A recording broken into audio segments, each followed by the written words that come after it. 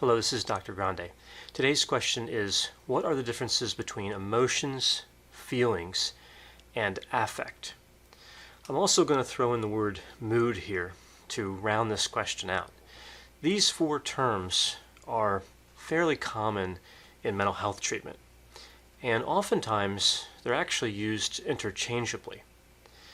The difficulty with emotions, feelings, affect, and mood is that they mean different things depending on what literature you look at.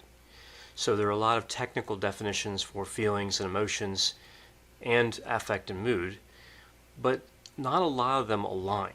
You'll see a lot of different explanations for what they are. So really, what I'm talking about here with my answer is based on the literature in part, but also on my opinion. It's more about how I feel we can use emotions, feelings, affect, and mood in a useful way to conduct counseling. So we could look at emotions as the most basic level. So an emotion is experienced. It is automatic. It's an automatic reaction. It occurs in a part of the brain that's not connected to cognitive reasoning, which means it can be illogical, but it's going to be fast. It can aid in decision making, or it can be detrimental to decision making. Emotions are temporary. So we can think of emotions as one of the first things that we would experience when we react to a stressor.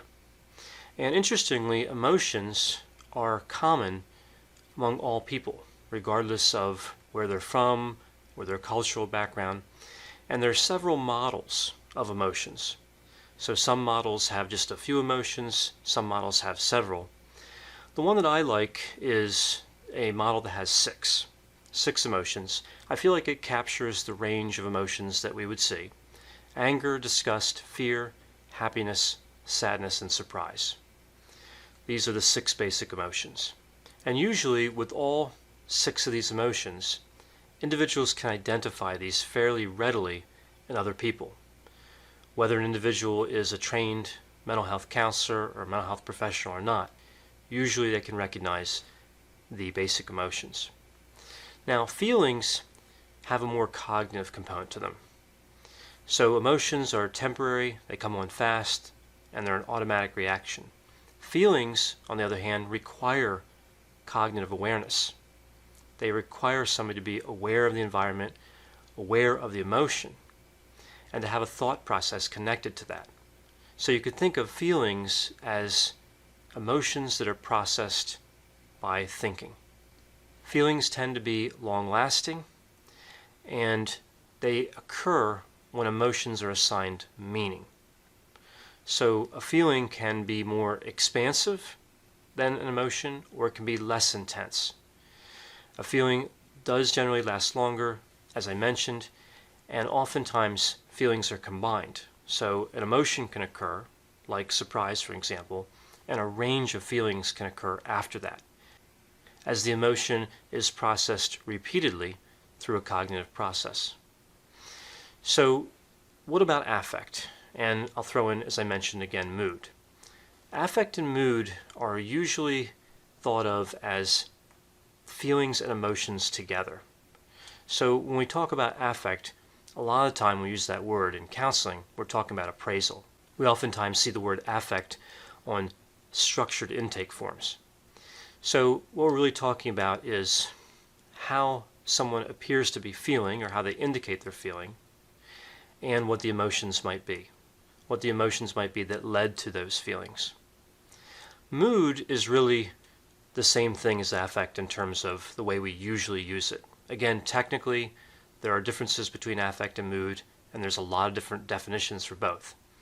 But I think the most useful way to use affect and mood is probably interchangeably. You could think of affect as complex, having multiple feelings and emotions. You could think the same way about mood. If feelings are long-lasting and emotions are short-lasting, of course, affect and mood could be long-lasting, because it's both of those together, and feelings have that long-lasting component. It's not unusual to think of affect and mood as something that's immediate but also we think of as something that will last a few minutes into the future, if not a few hours. So in an intake, for example, if a counselor indicates that a client has a depressed mood, that may be for just that moment, but oftentimes we think of that as a condition, as a state, that's going to last a little while. We wouldn't expect somebody to have a depressed mood and then a couple seconds later to not have a depressed mood.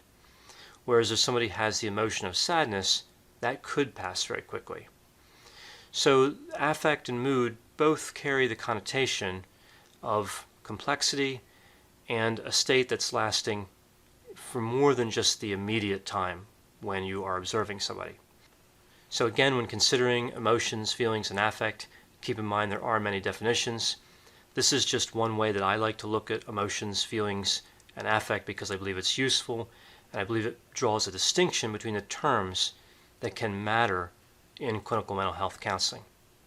I hope you found this description of emotions, feelings, and affect to be interesting. Thanks for watching.